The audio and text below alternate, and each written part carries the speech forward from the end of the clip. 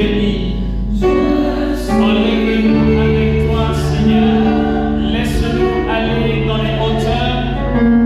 Seigneur, que l'Esprit nous donne aujourd'hui encore en ce moment. Que nous imprégner de toi et de ta présence. Seigneur, sois béni à jamais et gloire à ton nom.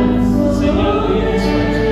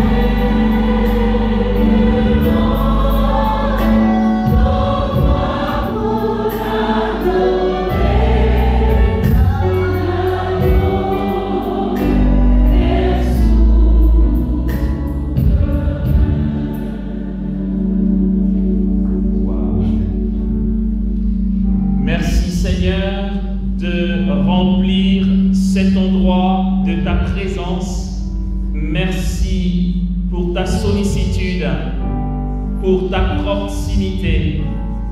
Seigneur, merci pour ta réalité et pour ta vérité.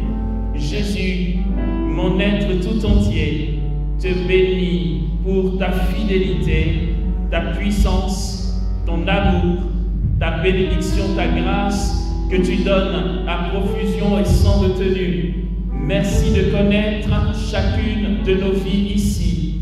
Et je te rends grâce, Jésus, de ce que tu as permis et tu l'as voulu que chacun soit présent ici.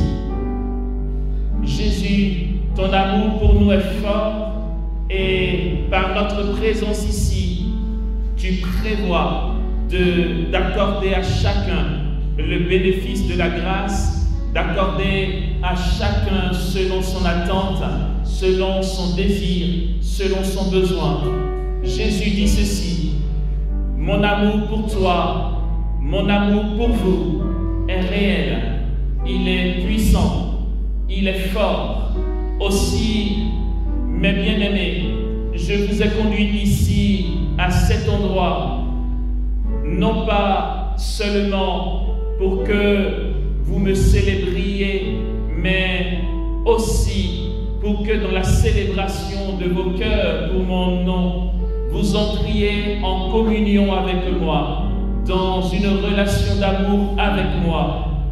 Mon enfant bien-aimé, je te couronne, je t'ai appelé ici parce que j'ai pour toi une couronne d'or, une couronne qui vient du royaume des cieux, et c'est pour toi que cette couronne est donnée. Aussi, lorsque tu la recevras, je manifesterai en toi, dans ton cœur et dans ta vie, des grâces que tu n'as pas encore soupçonnées. Tu connaîtras, tu constateras pour toi mon action, mon agir et le mouvement puissant du Saint-Esprit. Je te surprendrai, je te bénirai, je te revêtirai de grâce et de bénédiction. Tu connaîtras ma présence et ma puissance. Tu vivras de ma puissance chaque jour. Tu auras dans ta main, dans tes mains, ma présence et ma puissance. Je t'accompagnerai chaque jour. Voici que je te bénis, mon enfant. Voici que je te restaure, que je te lave, que je te relève, que je fais pour toi toutes choses nouvelles. Parce que je suis ton Dieu et qu'ici je viens transformer totalement et complètement ta vie. Waouh! Waouh! Jésus, tu es puissant.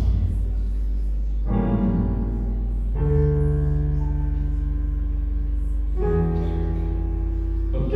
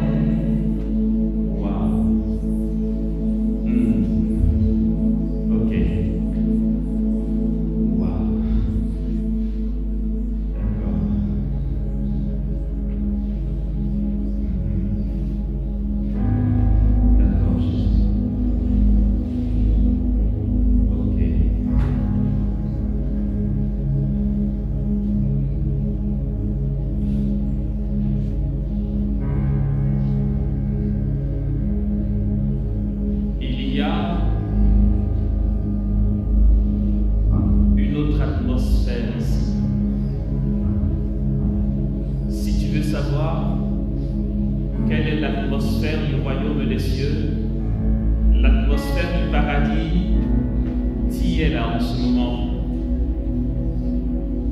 Le royaume des cieux au milieu de nous se fait manifeste. Nous ne sommes pas seuls, frères et sœurs. Les esprits bienheureux sont au milieu de nous. Et le Seigneur, au milieu de nous, se répand comme un fleuve. Sa traîne se continue jusqu'à chacun de nous comme un prolongement de sa gloire. Et l'expression qu'il serait juste d'utiliser, c'est que le Seigneur coule. Mais voilà, c'est vraiment ça, au milieu de nous. Sa gloire nous saisit. Sa présence nous environne. Il nous prend et il nous serre très fort contre son cœur. Il dit, mon enfant, mon cœur ouvert, laisse jaillir l'eau pour te désaltérer. Et là où tu es en ce moment, tu peux boire à la source, selon ta faim et selon ta soif. Laisse le fleuve qui coule de mon cœur te désaltérer. Laisse-moi te nourrir. Je te nourris en ce moment. Je viens pour te nourrir, mon enfant.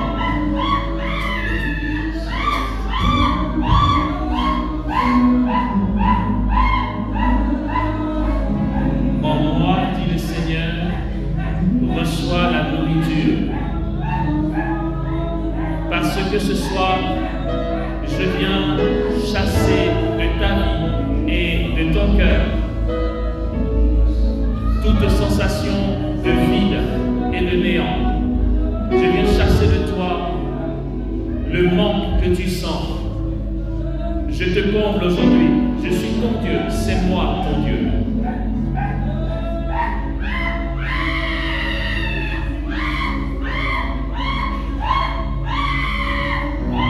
Et le Seigneur dit aussi, j'affermis tes pas.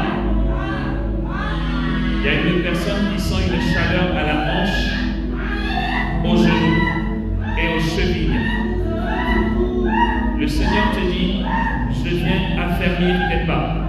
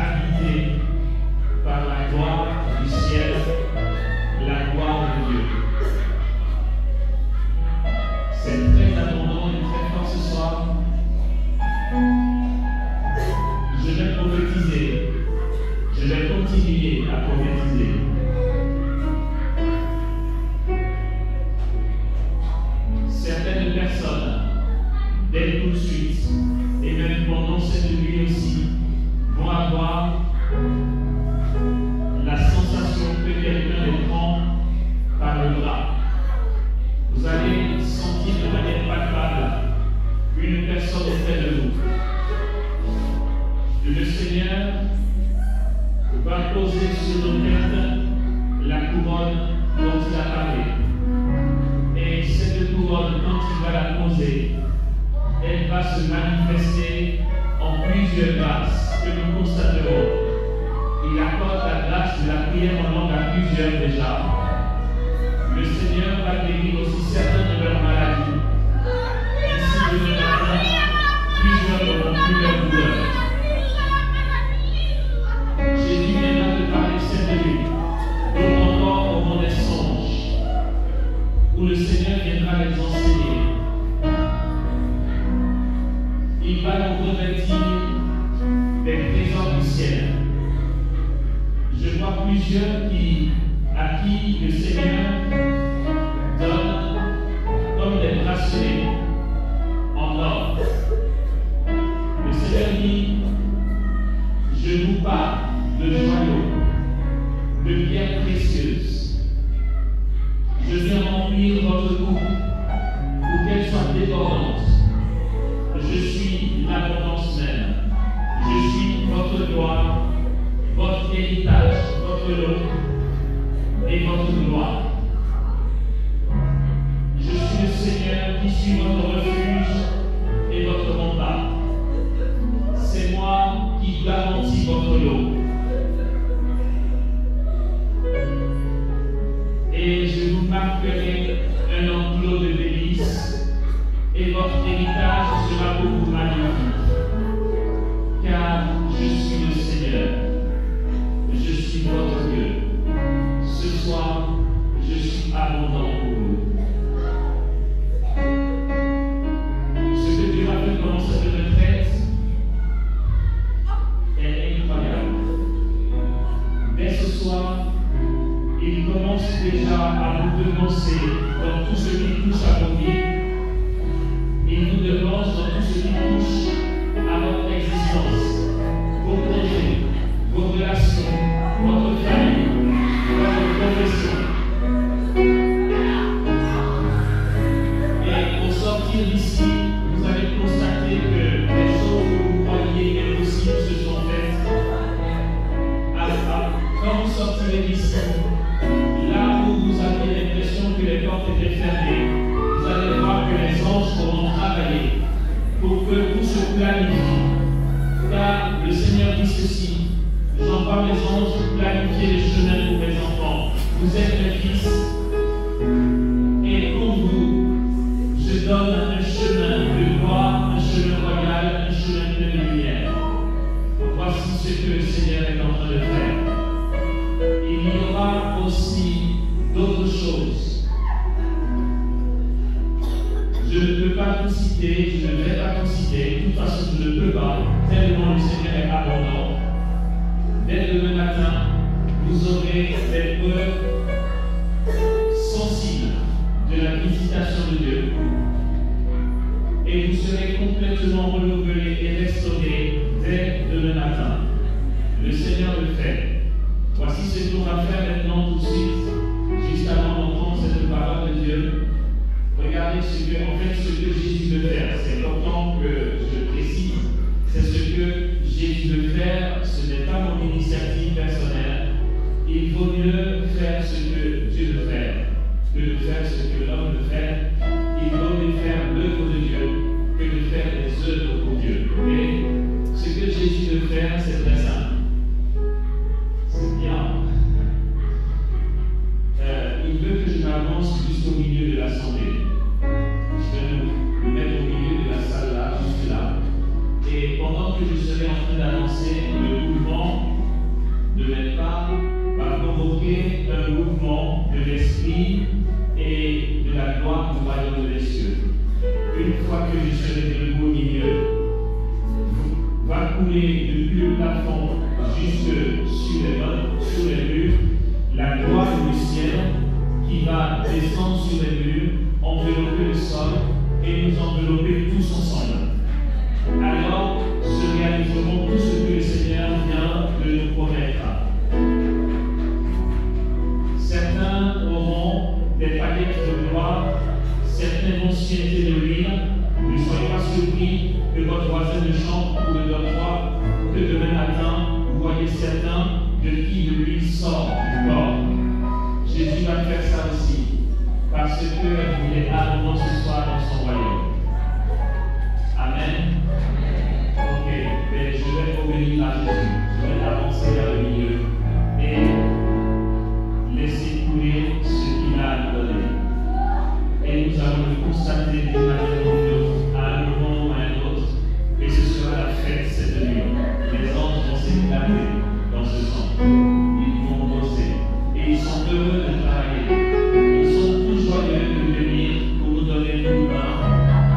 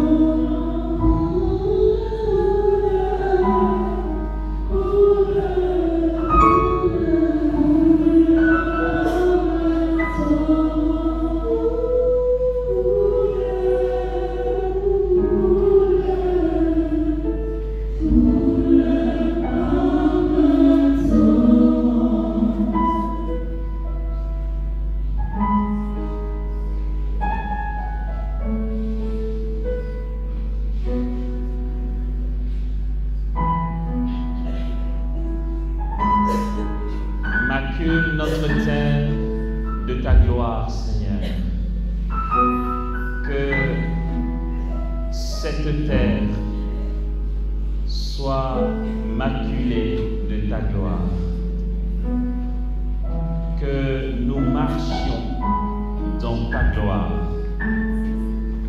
Que toute la superficie de ce centre soit marquée et maculée de ta puissance, de ta gloire, de ta présence, afin que nous, tes fils, nous marchions dans ta gloire à chaque pas, qu'il y ait à chacun de nos pas une merveille nouvelle, qu'aucun instant de cette retraite n'échappe à ton contrôle, qu'aucun instant de cette retraite, Seigneur, ne reste comme un vide, mais que chaque instant, chaque moment, chaque endroit soit saisi de la présence du royaume des cieux, et que ce royaume agisse sans relâche, sans répit dans nos vies, jusqu'à ce que nous partions d'ici. Ainsi, nous serons revêtus de toute la gloire nécessaire pour mettre le feu et la gloire dans nos milieux de vie. Que chaque instant et chaque endroit de ce lieu soit maculé de ta gloire, Seigneur.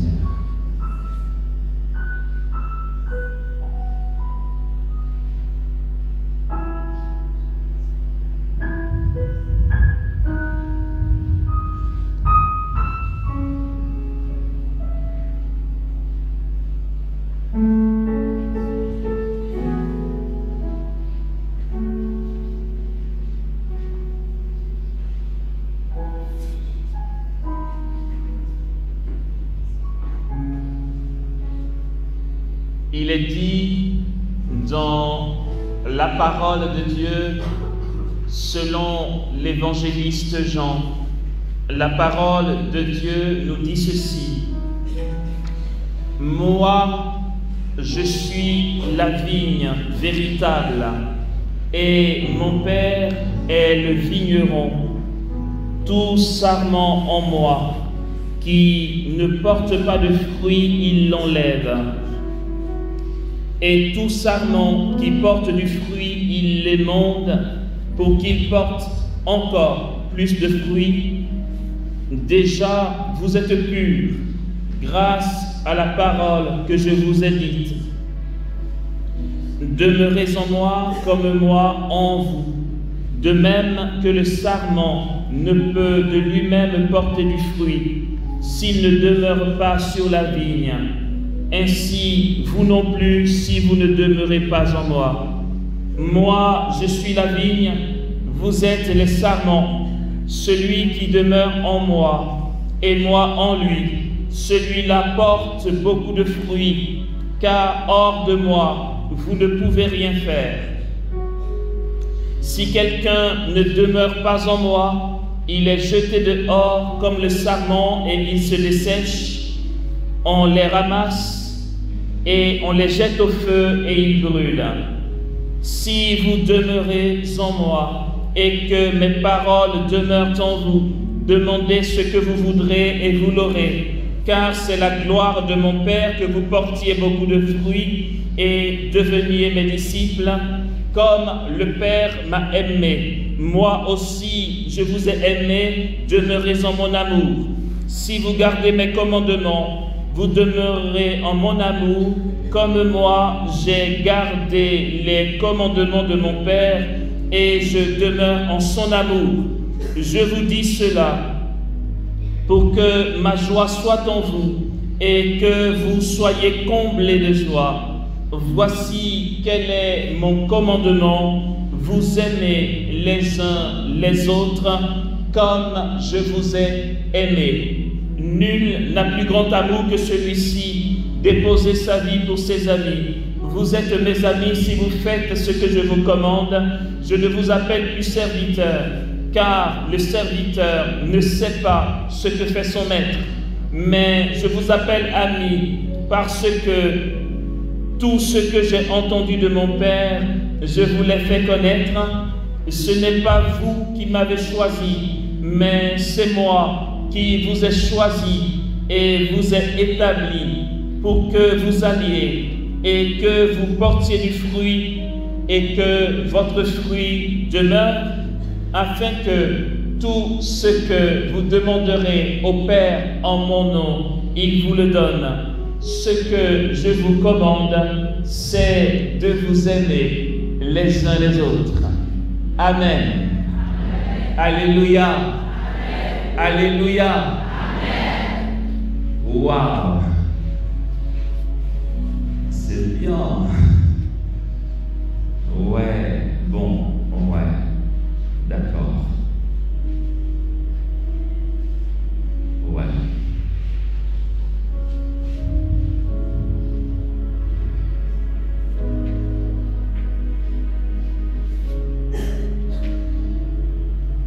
la force de l'amour dans la vie du chrétien.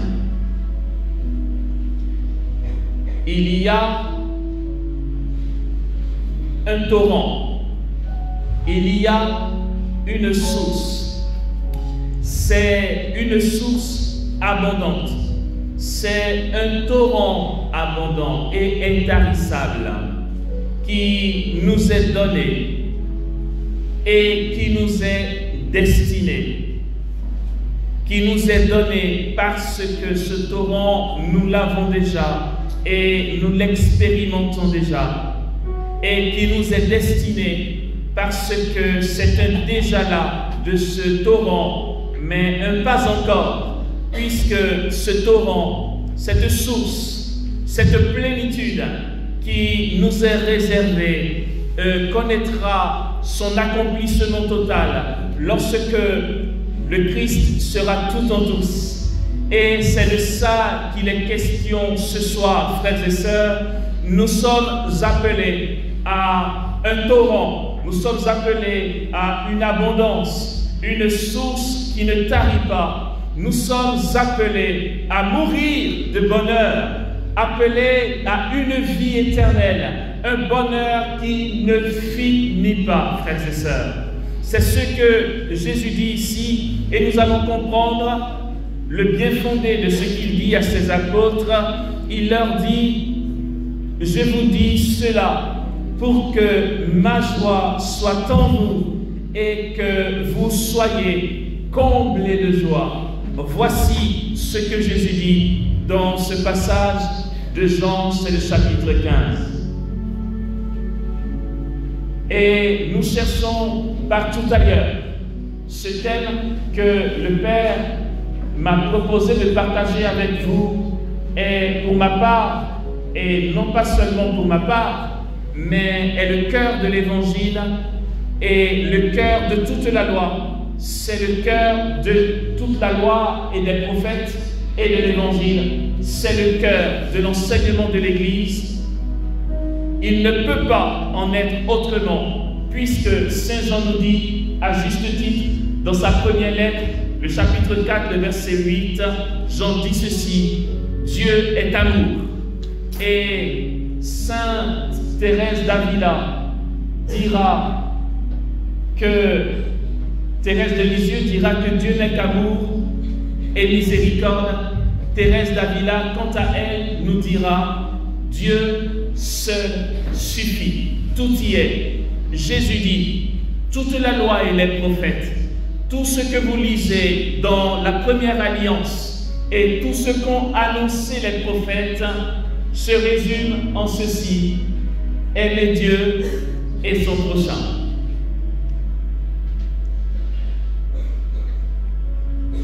Je considère le premier papier ou le deuxième? Je considère les deux. Donc je fais 1 plus 1. Merci. Ok. Toute la loi et les prophètes se résument en ceci: aimer Dieu et son prochain. Peut-être que vous le savez déjà, mais peut-être que vous ne le savez pas. Vous savez quoi? Jusque-là, on parle des 10 commandements. On est d'accord, on a entendu parler des 10 commandements. Et puis, depuis la catéchèse, l'on sait que Dieu a donné 10 paroles que nous sommes appelés à vivre. Et Moïse, lorsqu'il est monté à la rencontre de Dieu, il a reçu 10 paroles. C'est ce que nous dit le livre de l'Exode. Mais frères et sœurs, aujourd'hui, je vous dis autre chose. Vous voyez, je parle comme Jésus, c'est bien, c'est son disciple. Jésus disait dans son temps: vous avez entendu dire, et bien moi je vous dis. Aujourd'hui, c'est moi qui dis ça. Vous avez entendu dire, et bien moi, alors c'est pas qui dit, je vous dis. Ah, c'est bien. Nous avons entendu dire que Moïse a reçu de Dieu 10 paroles et qu'il a gravé ces paroles sur une table de pierre qu'il a descendue. Et bien moi, alors Stéphane dit, et puis vous pouvez dire au pape que c'est moi qui ai dit. Commencez par l'archevêque si vous voulez. Dites-lui que alors Stéphane dit que Moïse n'a pas pu recevoir de Dieu 10 paroles. Heureusement qu'il n'a pas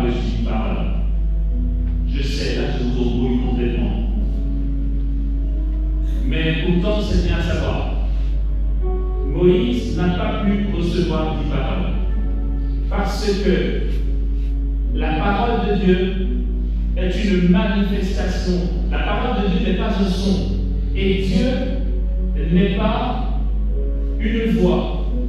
Dieu est manifestation. Je vais citer quelqu'un comme ça. Là, maintenant, je cite un père, évêque et docteur de l'Église qui s'appelle Saint Augustin. Nous avons certainement entendu parler de lui. Augustin nous apprend que la parole de Dieu est un silence éternel. Pourtant, Jean, dans son évangile, dans son prologue, nous fait savoir qu'au commencement était le Verbe, et que le Verbe était avec Dieu, et que le Verbe était Dieu. Ce silence éternel dont parle Augustin est Dieu. La parole de Dieu n'est pas un son, c'est un silence éternel. Comment c'est possible? Il est parole ou pas? Augustin continuera en disant que la parole de Dieu est une manifestation. C'est pourquoi Jean veut dire que du Verbe tout a été fait et que sans lui rien ne fut. En lui était la vie et la vie était la lumière qui éclaire tout homme. Et cette lumière venait dans le monde et à lui dans les ténèbres, et les ténèbres ne l'ont pas saisi. La parole de Dieu n'est pas un son, ni une voix, c'est une manifestation. Alors, je redis ça avec certitude et force, frères et sœurs, et Moïse m'entend en ce moment, il est d'accord avec moi, il n'a pas pu recevoir de Dieu 10 paroles. Parce que Dieu n'a pas de bouche pour parler. Non, c'est depuis que le Verbe éternel a pris chair de Marie qu'il avait eu une bouche. Le Dieu qu'on va appeler en théologie, le Dieu immanent, Dieu tel qu'il est, n'a pas de bouche. Alors comment Moïse a pu entendre de Dieu 10 paroles? Vous allez me dire, mais ça se fait. Le Seigneur est manifestation. S'il veut se manifester par une parole que tu vas entendre, il peut le faire. Mais quand certains pensent avoir entendu une voix de l'oreille, ils se trompent complètement. Parce que Dieu ne te parle pas à l'oreille. Il te parle de l'intérieur et tu as l'impression d'entendre à l'oreille. Dieu est manifestation, alors Moïse monte sur le Sinaï et là, il rencontre Dieu. Or, Saint Jean nous dit, je viens de le citer, juste un petit vaccin de rappel, Jean dit Dieu est amour. Moïse sur le Sinaï, ce n'est pas que moi qui le dis, j'ai les sources. Cela est tiré du Talmud de Jérusalem. C'est le commentaire des rabbins, d'accord, qui nous disent que Moïse, lorsqu'il est monté au Sinaï, il a entendu. Non, il n'a pas entendu. Le Talmud dit qu'il a entendu. Mais, vous voyez, comme ils sont juifs et que moi je suis catholique, donc je veux dire, mon église à l'étude de la vérité, je vais le corriger, d'accord? Moïse n'a pas pu entendre un mot. Moïse a rencontré amour. Tu vois Dieu et tu comprends tout. Il naît d'amour. Tu n'as rien d'autre à voir. Tu vois le feu de Dieu, c'est le feu de l'amour. Tu vois la manifestation divine et c'est la manifestation de l'amour. Sur le Sinaï, Moïse a vécu amour. Et là, parce que Dieu fait avec toi et qu'il fait avec moi, mes facultés humaines, les puissances de l'âme, ce qu'on va appeler les puissances de l'âme, qui sont la volonté, l'imagination, l'intelligence, sont données par Dieu. Et lorsque Dieu se manifeste à toi, il fait avec tes facultés intérieures. Alors Moïse rencontre l'amour et ses facultés intérieures, mues par le Saint-Esprit, réduisent que si Dieu est amour, alors tu ne tueras point, tu ne commettras pas l'adultère. De ce qu'il rencontre découle la logique de ce qu'est l'amour. Vous savez comment on est sûr que Moïse n'a pas pu recevoir 10 paroles? Parce que vous savez combien de commandements les Juifs ils ont? Pourquoi ils n'ont pas 10 paroles dans la loi? Ils ont 613 commandements. 613 paroles de la loi. Je me dis ça d'une autre manière. En gros, les Juifs disent que Dieu les appelle à vivre 613 commandements. Mais ces 613 commandements n'ont pas été dictés par Dieu, c'est Moïse qui les a élaborés. 1, en fait, Moïse dit nous c'est 10, ceux-ci sont 13. Mais finalement, on parle de quelque chose. Et le Talmud dit vrai parce que Jésus, et je viens de le citer, dit ceci: toute la loi et les prophètes se résument en ceci, amour. Et tu aimeras ton Dieu et ton prochain. Ok. Le truc, c'est que je vais aller vite parce qu'il me reste peu de temps. Frères et sœurs, nous allons aller. J'avais prévu quelque chose de plus élaboré, mais bon, Dieu nous a surpris par la manifestation de son royaume. C'est bon ça, c'est béni, et je ne regrette rien qu'on fait avec ça. Il l'a voulu comme ça. Ce qui fait que je vais condenser ce que j'avais prévu, partager avec vous, et vous allez voir, ça va être assez simple à comprendre, j'espère. Ok, primo, lorsque Dieu se manifeste au Sinaï, Moïse vit l'amour, ok? Il rencontre l'amour. Cet amour-là s'est manifesté dans le Verbe éternel qui prend chair de Marie. Jésus lui-même dira à Nicodème dans l'évangile de Jean, le chapitre 3, le verset 16, il dit: car Dieu a tant aimé le monde qu'il a donné son Fils l'unique engendré, afin que quiconque croit en lui ne périsse point, mais qu'il ait la vie éternelle. Or, l'Église nous enseigne par les pères de l'Église que la plus grande preuve d'amour que Dieu ait eu pour nous est la présence de son Fils en croix, la passion, la mort et la résurrection de Jésus. Vous allez voir où je veux en venir. Il faut que ce soit très clair dans notre tête. Ok. L'amour de Dieu, Dieu est amour. Son amour se manifeste dans le Christ Jésus, notre Sauveur et Rédempteur qui meurt et ressuscite pour nous. Mais les théologiens vont employer une expression. C'est de ce bonheur dont je parle. J'ai commencé mes propos en disant que nous sommes appelés à une source, frères et sœurs. Retenons bien cela et sachons-le, ce que Dieu veut pour nous, c'est une source. Que nous entrions dans cette source établissable afin que nous soyons comblés de cette source qui ne tarde jamais. Ok. Les théologiens vont employer une expression pour décrire ce que Saint Paul dit dans sa lettre aux Philippiens.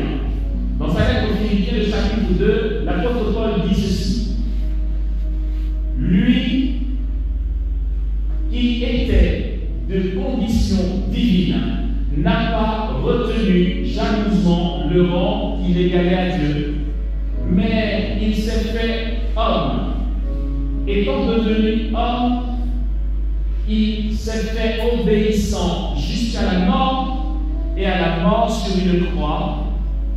C'est pourquoi Dieu l'a souverainement élevé et lui a donné le nom au-dessus de tout nom, afin qu'au nom de Jésus, tout genou fléchisse, là-haut dans le ciel et ici-bas sur la terre, et que toute langue proclame que Jésus est Seigneur, à la gloire de Dieu le Père. Ce que je viens de citer là a une expression en théologie qu'on va appeler la théose. Ok, je suis en train de tout gâter là, mais il faut que je garde pour mieux finir, d'accord? Ce que la théologie va appeler la théose est un degré de renoncement dont Dieu serait capable. De toute façon, personne ne peut autant renoncer que Dieu. Pour renoncer autant que lui, la valeur du renoncement tient compte de ce que tu laisses. D'accord? Mais pour faire concurrence à Dieu, il faut être aussi Dieu que lui pour renoncer de la même manière que lui. Hors de Dieu, il n'y en a qu'un. Ce qui fait que le degré de renoncement du Christ est appelé théose, c'est-à-dire un renoncement unique et particulier qui n'est attribué au Christ. Ok. Cette théose, c'est ce Dieu, Jésus, qui n'a pas retenu jalousement sa divinité, mais qui s'est fait homme, étant obéissant jusqu'à la mort et à la mort sur une croix. Ça s'appelle la théose, la descente du Christ. Ça, si on l'a capté, on peut avancer. J'y vais pas à pas. Vraiment, je fais de mon mieux pour que ce soit le plus clair possible. Ok. On parle de la théose de Dieu. La théose du Christ. Dieu prend chair, il est obéissant jusqu'à la mort et à la mort sur la croix en entendant la mort la plus humiliante. Ça, c'est dit. D'autre part, on avance, d'accord? D'autre part, il faut retenir aussi ceci. Dieu ne change pas. Aucune variation en Dieu. Il est immuable. Dieu ne peut pas changer. ne peut pas changer, Saint Augustin, notre maître de vie spirituelle, continue en disant Dieu est immuable, ne fait rien qui existe déjà. Je redis ça d'une autre manière.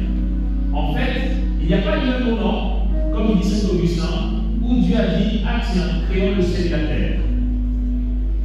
Si c'était le cas, cela aurait supposé qu'il y ait eu un moment où Dieu existait sans ce projet. Or, s'il a existé sans ce projet et qu'à un moment ce projet existe, ça veut dire qu'il y a eu une nouveauté en Dieu et Augustin dit ça, ce n'est pas possible. Ce qui est en Dieu demeure de toujours à toujours. De tout temps, Dieu avait le projet que tu viennes à l'existence et moi aussi. Depuis toute éternité. Ok? C'est pas trois gars qu'on va appeler trois personnes en un seul Dieu qui s'ennuyaient, qui ont dit écoutez, on s'ennuie un peu dans notre éternité et si on créait les hommes. Non, ça ne marche pas comme ça. De toujours à toujours, on a existé dans la pensée du Père et de la théologie. Donc Dieu est immuable, ne change pas. Alors, n'allons pas croire que la présence du Fils de Dieu soit une nouveauté en Dieu. En fait, comme si le Verbe éternel, à un moment, ait fait preuve de renoncement. S'il l'a fait, c'est qu'il a toujours déjà été comme ça. Je dis ça d'une autre manière. Le Christ Jésus, le Verbe éternel, quand tu parles de lui, le Dieu immanent, le Dieu tel qu'il est, avant la fondation du monde, si tu veux savoir, je vais te dire, avant si tu n'étais pas là, mais même si tu n'étais pas là, c'est l'esprit de Christ et de Dieu. Avant la fondation du monde, le Dieu immanent a toujours été renoncement. Le Verbe éternel a toujours été dans total. Quand il a pris chair de Marie, ce n'était pas une nouveauté en Dieu. S'il a été capable de le faire, c'est qu'il a toujours déjà été comme ça.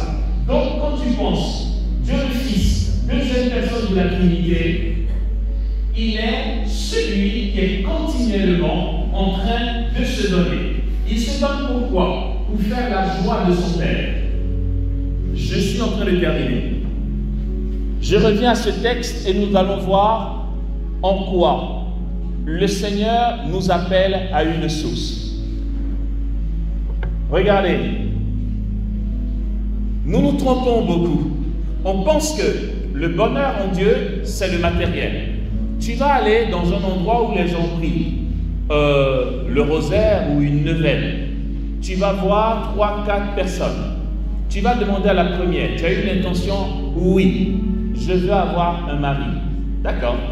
Tu demandes à la deuxième, oui, j'ai un mari, mais je veux avoir un enfant. D'accord. Tu demandes à la troisième, j'ai un mari, j'ai un enfant, mais je veux que mon enfant guérisse. D'accord. En fait, quel que soit ce que tu penses être le bonheur de ce monde, même si tu as le meilleur boulot du monde, la plus grosse baraque qui existe, tu as le mari le plus mignon qui puisse être, ou le prince charmant si tu veux, de beaux enfants, grosse voiture, super fashion, tu as des mascaras, super top. Tu peux avoir tout ça, mais il y a toujours quelque chose qui manque, et c'est de ça qu'on va parler ici. C'est là-dessus que je vais finir. Frères et sœurs, au Congo, quand j'y ai été pour mon année d'insertion pastorale, j'ai été sollicité par, je ne dirais pas parce que c'est enregistré, mais une dame qui était la femme d'un grand du gouvernement. Okay? Elle envoyait quelqu'un me chercher. Quand j'ai été chez elle, mais laisse tomber, tu vois la maison, tu dis purée, moi je te fais quoi Seigneur? Pourquoi c'est pas à moi que tu donnes ça? La super baraque, la vache, tu dis waouh, trop bien. Ah, tu rentres, tu regardes le design et tout, mais rien n'est négligé, tu sais, rien n'est négligé. Il y a des tableaux, chaque pièce est nickel, tu vois. Et puis tu rentres, tu es super intimidé, tu te dis waouh, ouais, ça c'est de la bénédiction. Et puis on s'assoit, et puis cette femme me parle, et puis j'ai juste envie de dire à Jésus, je te bénis pour ce que je suis et ce que j'ai. Parce que dans cette belle maison, j'ai envie de dire que c'est une prison dorée. Et, frères et sœurs, le matériel ne donne rien du tout. L'évangile d'aujourd'hui dit à quoi sert à un homme d'avoir le monde entier si le Père est sa vie. Et ça ne donne pas de bonheur. Non, mais là, je viens de tout fracasser dans tes intentions. Je t'en supplie. Si tu attends quelque chose de Dieu, je t'en prie que ce soit pas du matériel. Parce que tu seras sans cesse en train de faire des rebelles. Et tu auras tout le temps des intentions à dessous, tu vois. Parce que tu veux une voiture, tu vas te donner la voiture. Mais demain, tu vas prier pour avoir de l'argent pour réparer la voiture. Et puis quand tu as réparé la voiture, tu vas donner la voiture, tu dis, tu veux une nouvelle voiture. En fait, sans cesse. Mais Jésus parle de quelque chose. Et il veut nous conduire à cette source de bonheur. Et on n'y prête pas attention. J'aimerais juste qu'on en parle ici. Je vais m'arrêter. Malheureusement, je vais m'arrêter. Non, en fait, heureusement, je vais m'arrêter. Non, mais heureusement parce qu'il faut rendre grâce pour tout. Mais j'avais prévu des choses, mais je ne pourrais pas dire. Jésus dit. Ok, merci. Toi, tu me plais. Frères et sœurs, Jésus dit ceci. Alors, quand on va finir d'analyser ce que nous avons entendu tout à l'heure, je suis désolé, mais je sais que vous allez me détester. Vous allez me détester parce que ça va fracasser toute votre vision peut-être de la vie chrétienne. Jésus dit, et ça c'est le cœur de la loi. Ce que je vais lire ici, c'est le cœur de notre existence, c'est le cœur de notre relation avec Dieu, c'est le cœur de notre vie chrétienne. Il dit ceci, prêtons-y attention. Jésus dit, comme le Père m'a aimé, moi aussi je vous ai aimé. Demeurez en mon amour. Ok.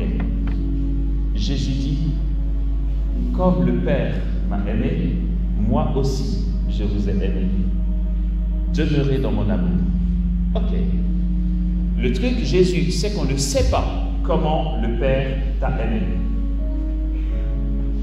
Et Jésus répondrait, mais bien sûr que vous savez, parce que vous savez comment moi je vous ai aimé. Or, comme je vous ai aimé, c'est de la même manière que le Père m'a aimé. Je relis ça d'une autre manière. Jésus dit ceci, comme le Père m'a aimé, moi aussi je vous ai aimé. Entendons, de la manière dont le Père m'a aimé, c'est de cette même manière que je vous ai aimé. Demeurez en mon amour. On avance pas à pas.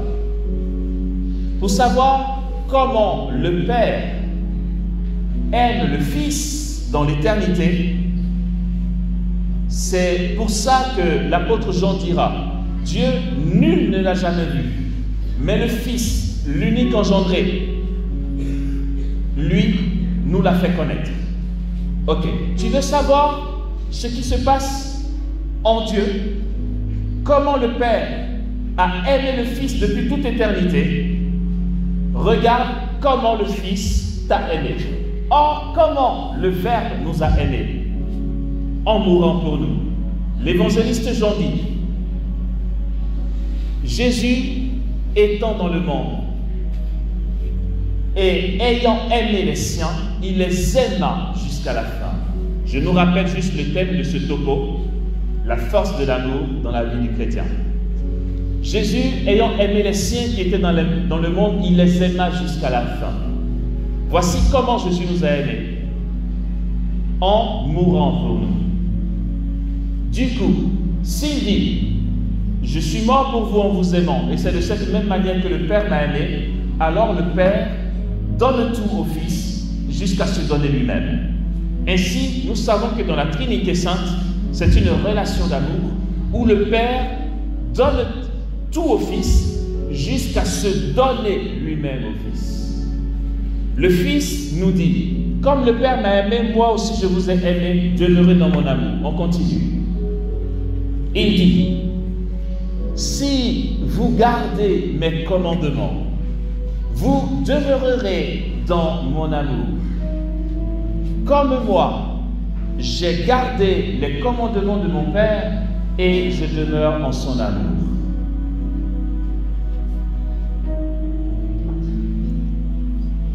si vous gardez mes commandements, vous allez demeurer dans mon amour. Comme moi-même, j'ai gardé les commandements de mon Père et j'ai demeuré dans son amour. Le Verbe éternel demeure dans l'amour du Père, ce qui fait qu'il est capable d'aimer comme le Père l'a aimé. Jésus dit,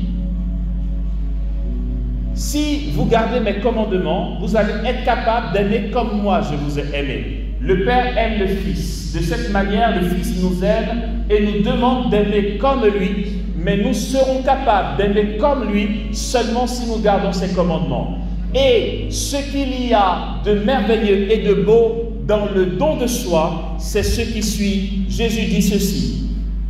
Il dit, comme moi j'ai gardé les commandements de mon Père et je demeure en son amour. Il dit, je vous dis cela pour que ma joie soit en vous et que vous soyez comblés de joie. Ok, nous y sommes. Le Verbe éternel a un bonheur éternel. Il est la béatitude même.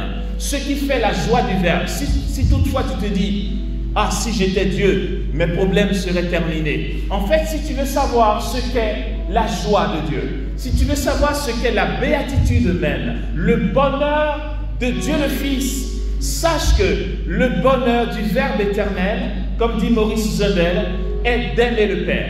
Ce qui fait la raison d'être du Verbe éternel est d'aimer le Père et de faire le bon plaisir du Père. Voici son bonheur.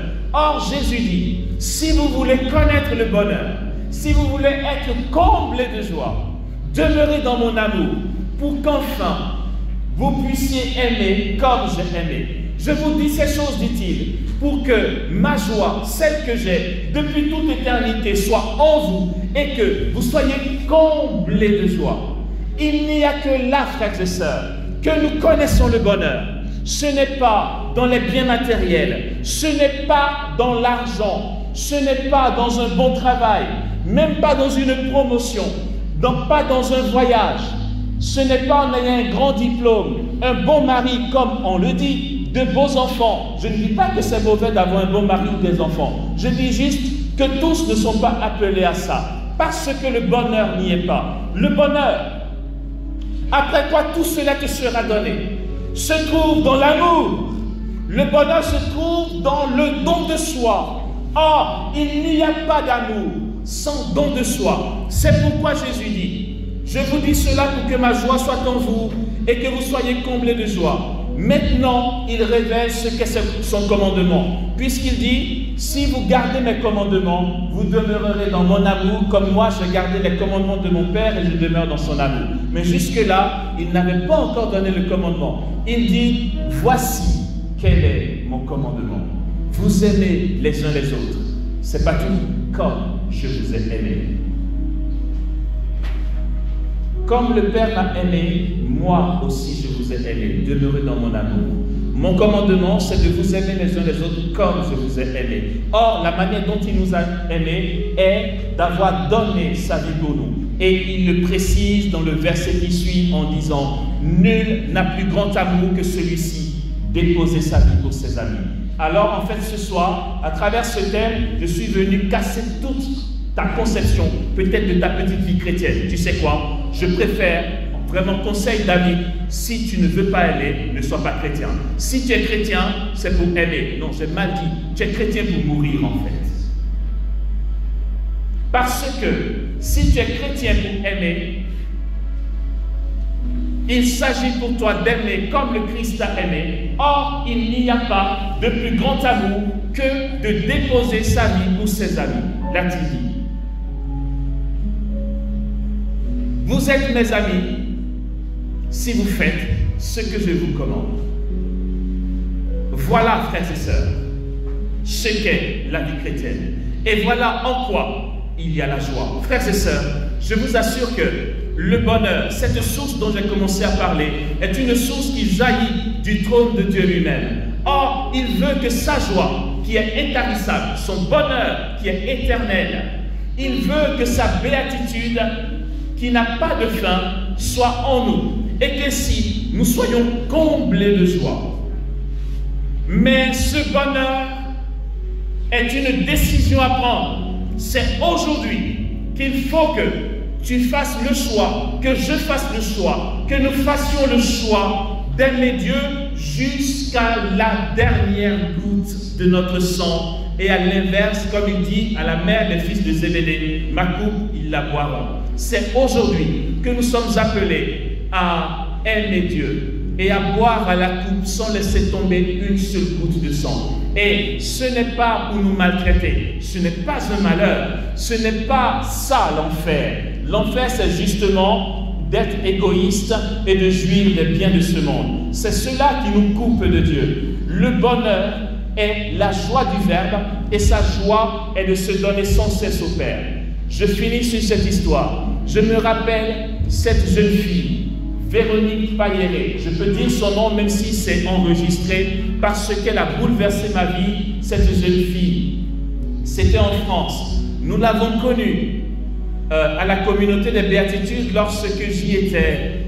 Nous dansions les samedis soirs, ce qu'on appelle les danses d'Israël, avec les enfants de la communauté. Les enfants de la communauté, c'est que dans la communauté des béatitudes, il y a des couples qui ont leurs enfants, d'accord? Donc les enfants de communautaires qui ont grandi aimaient bien les danses d'Israël et les samedis, nous dansions avec eux. Et puis, donc parmi les enfants, il y en a une qui a tellement été saisie par le désir d'aider et d'être généreuse à cause de l'éducation qu'elle a reçue, qu'elle a demandé à prendre une année sabbatique dans un village du Congo où elle aiderait les médecins sans frontières à s'occuper des malades et des personnes malfamées qui n'ont pas les moyens de se soigner et tout. Elle est partie, elle avait quoi? 19 ans. Elle est partie poussée par le feu de la charité et de l'amour. Et puis là-bas, elle est tombée malade. Elle a contracté une maladie. Elle est rentrée en France en catastrophe parce qu'elle était atteinte de sclérose en plaques. Je ne sais pas si vous avez entendu parler de cette maladie. C'est que tu te paralyses au fur et à mesure. Tu te vois être paralysé jusqu'à ce que tu n'aies même plus l'usage de ta langue. Tu ne peux plus parler. Et donc, notre très chère jeune fille, Véronique, a été prise de maladie et le modérateur général a informé toute la communauté dans le monde entier pour qu'on la porte en prière. Et Véronique, donc, est rentrée à Mortain, c'était en Normandie, à l'Abbaye Blanche. Et nous sommes passés la voir, mais quand on a pu aller la voir, c'était déjà un stade assez avancé. Elle parlait encore, mais très lentement comme ça. Elle était en train de perdre l'usage de sa langue. Et Véronique a édifié et bluffé tous les frères et sœurs de la communauté. On se dit, une jeune fille de 19 ans qui a encore tout son avenir, elle va certainement dire, ouais, j'ai voulu aider, qu'est-ce que j'ai fait au bon Dieu, c'est quoi ce malheur sur ma vie? Elle était rayonnante de joie. Elle était rayonnante. Quand elle est revenue dans sa maladie, avant que ça se dégrade, elle continuait de danser les danses d'Israël. Et quand on venait la voir, elle était toute souriante. Et elle disait, non mais attends, oh, vous faites quoi là? Je vous vois triste. Vous ne comprenez pas. C'est tellement beau. J'en suis ému. J'en suis ému. Elle dit, vous ne comprenez pas que ma joie est comble. Parce que dans cette vie, nous sommes tellement pécheurs, on blesse tellement le cœur de notre Seigneur, de savoir que c'est au nom d'un acte de charité, un don de moi-même, que j'ai contracté une maladie qui est dite incurable. Si j'en meurs, vous n'imaginez pas que c'est ma plus grande joie. Je comparaîtrai devant Dieu pour avoir fait le choix d'aller aider les autres. Et elle disait, Jésus me dira, ma fille bien-aimée, entre dans la joie de ton maître, parce que j'étais pauvre, malheureux et malade en Afrique et tu as pris l'avion pour venir m'aider au point que tu en es mort. Elle nous disait, mon bonheur est comble, ma joie est comble. Et cette joie dont elle parle ici, frères et sœurs, des personnes bien portantes comme vous et moi, qui parlons encore, on a des véhicules, on a tout ça, mais nous sommes tristes chaque jour. Parce qu'il nous manque toujours quelque chose. Quels que soient les biens matériels, il nous manque quelque chose. Et tant que nous n'aimerons pas dans un élan de don total jusqu'à la mort. Nous ne goûterons pas ce bonheur dont parle Jésus. Mais quelle est cette jeune fille qui voit sa santé se dégrader? Elle n'a que 19 ans et les médecins n'étaient pas du tout optimistes. Elle savait qu'elle était en train de partir à petit feu et qui nous parle de bonheur. Quel est ce message à l'envers du courant de la société? La société te dit, tu veux être heureux, refuse de souffrir, refuse d'accepter ton épreuve, refuse qu'on t'insulte ou refuse d'être humilié. Par quel chemin est passé notre Seigneur, lui qui est ressuscité pour l'éternité? Frères et sœurs, par quel chemin sont passés les martyrs, eux qui ont vécu l'ennemi par la parole de Dieu et parce qu'ils n'ont pas eu peur d'embrasser la mort? Quelle est la joie que nous attendons? Quel est le bonheur que tu cherches?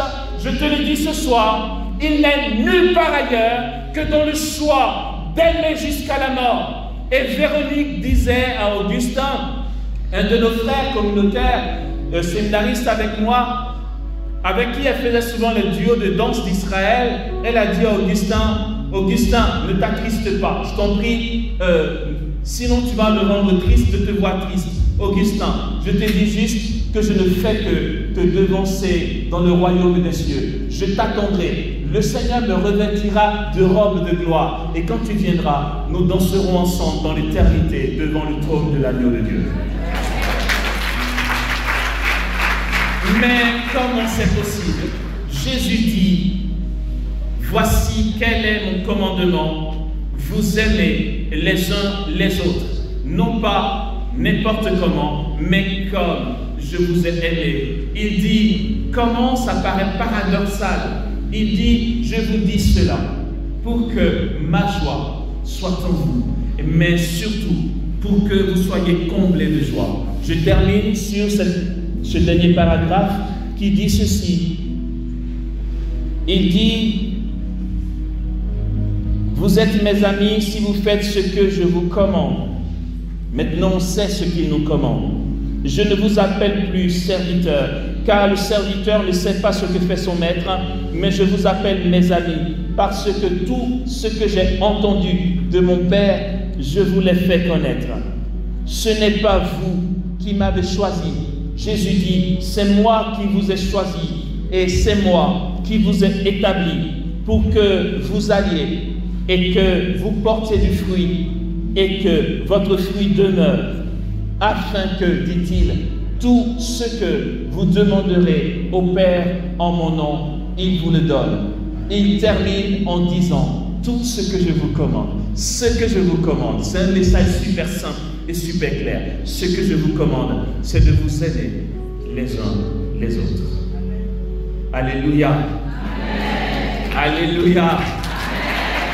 Et frères et sœurs,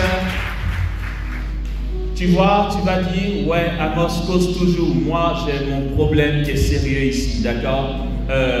Tu as fini de parler, je reviens à mon problème. C'est comme tu veux, je veux dire, si tu veux te lamenter sur ton sort, tourner le regard vers toi-même. Tant que tu ne te donnes pas, tu ne te retrouves pas. Ton identité est en Dieu et dans l'amour. Frères et sœurs, le Seigneur fera ce qu'il veut de ce message que je viens de nous laisser. Le Saint-Esprit pourra travailler dans nos cœurs comme il l'entend. C'était mon devoir de nous le dire. Il ne peut pas me le reprocher et tu ne pourras pas dire que tu ne savais pas. Tu en fais ce que tu veux. Si toutefois tu as rêvé d'un bonheur quelconque en Dieu, tu viens d'entendre le moyen et le chemin qui est étroit, non pas la porte grande ouverte, le chemin étroit du bonheur. Le chemin des fils de Dieu, des fils de lumière, ce sont ceux qui n'ont pas peur d'aimer jusqu'à donner leur vie jusqu'à la mort. Ce sont ceux-là qui font écran à l'ennemi et qui par leur vie peuvent sauver une multitude. Tu donnes ta vie, ainsi tu portes du fruit et ton fruit demeure, parce que par le don de ta vie, tu as vaincu le mal et celui qui est dans le monde. Si tu aimes, l'ennemi fuit loin de toi. Et tu te montres ainsi le Fils du Très-Haut, celui qui n'est qu'amour, car le Père n'est que don total et amour suprême. Le Fils lui-même s'abandonne à l'Esprit dans l'amour, et l'Esprit gémit vers le Père. Et ne dit-on pas que l'Esprit est l'amour entre le Père et le Fils? Tu es appelé à entrer dans ce mouvement de la Trinité, si toutefois tu as soif de goûter au bonheur qui est en Dieu, alors tu sais désormais quoi faire.